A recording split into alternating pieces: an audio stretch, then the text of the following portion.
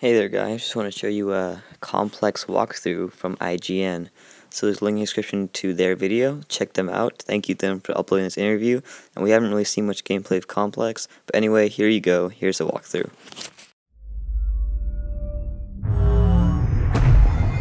Enemy flank, yeah. Enemy flank, yeah. Protect your flag. Carrier kill. Hey, I'm Ryan McCaffrey from IGN here at 343 Industries. I'm joined by Kynan Pearson, the lead multiplayer level designer on Halo 4. Kynan, you are going to give us a tour of all 10 Halo 4 multiplayer maps, and which one are we taking a look at now? So now we're going to take a look at Complex. So Complex is one of our mid-scale, mid-large scale maps. It's got small vehicle support, so you can use the Ghost and Mongoose on the map. And like the name implies, it's a complex layout with lots of ins and outs and different avenues that you can use.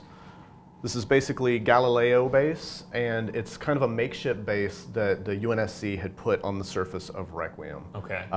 They're doing some research here, and they're extracting a Forerunner artifact. Well, let's take a look. So really, I've never personally been able to get a great handle on the best use for a Mongoose. Is it really just from getting from point A to point B, or hauling flag carriers? What's on Complex? What's the best use for a Mongoose? Well, the Mongoose is actually really good for objective game types. So if you have somebody capturing the flag, they can get on the back of the Mongoose. So if they have a driver, it's a really quick way with a coordinated team to kind of do flag captures and to get from objective type to objective type. One of the other things though is you can splatter people. It gets you out of bad combat situations. It's also a good way to get back to your teammates. Yeah. So it's a multi-purpose vehicle, and there's a lot of things that the Mongoose does really well. It's just not for it doesn't have an express purpose of doing damage or being an effective vehicle for combat situations unless your rider has a power weapon. So this is a pretty good size level.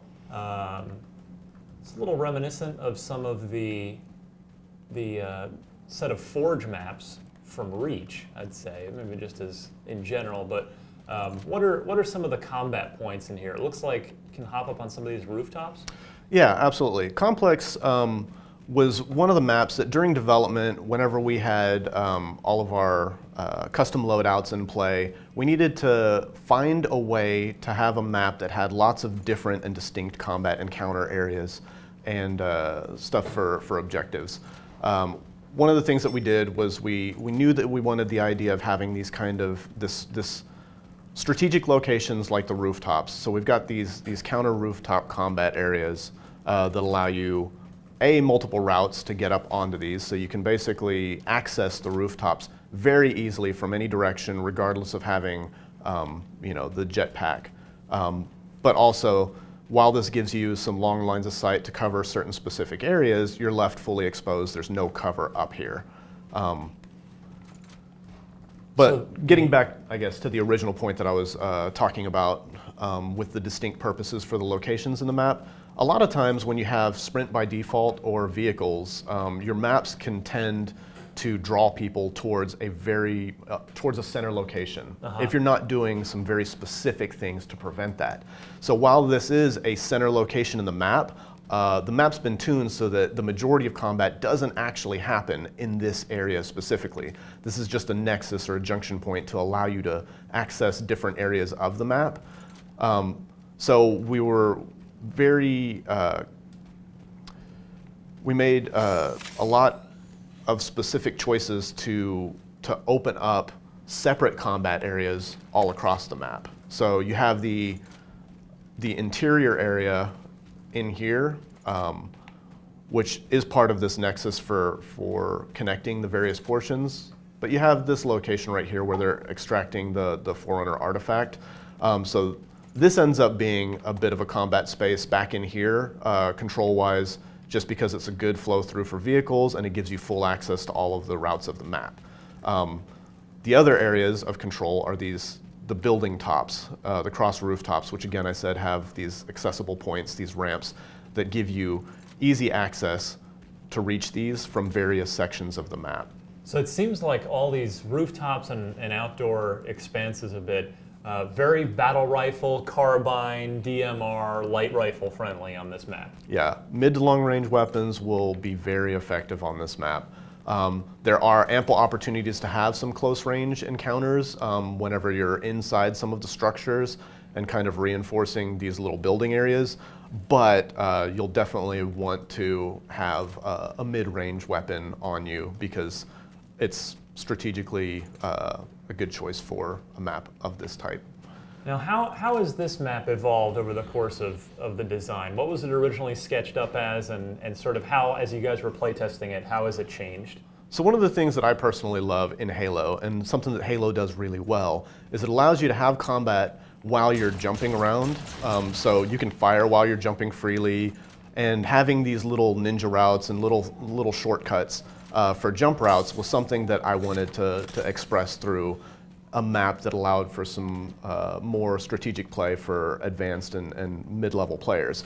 So the level's accessible and easy to get into, but again, it's a complex layout with lots of ins and outs.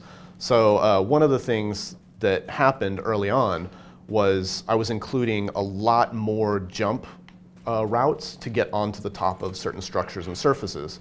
Over time, those have evolved so that some of the jump portions have been removed to make it easier, but as you can see, like this is plenty of ramps. Plenty of ramps, and that's one of the areas where the map has evolved and changed pretty significantly over the course of its creation.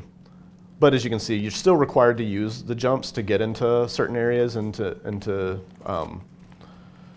get into choice locations, but they're not required nearly as much as in the original version. I'm seeing, of course, we have the light vehicles, but we've got a pretty big expanse of outdoor ground here. No Warthog. Why the lack of Warthog by default here? Over the course of development on the map, we made more of the routes support just on foot more with cover and kind of encroached into some of the playable space area. So while Warthogs can get around here fairly easily, whenever you have two Warthogs engaging each other, sometimes they'll get cramped up in some of these areas. So we decided to remove those from the initial map selection.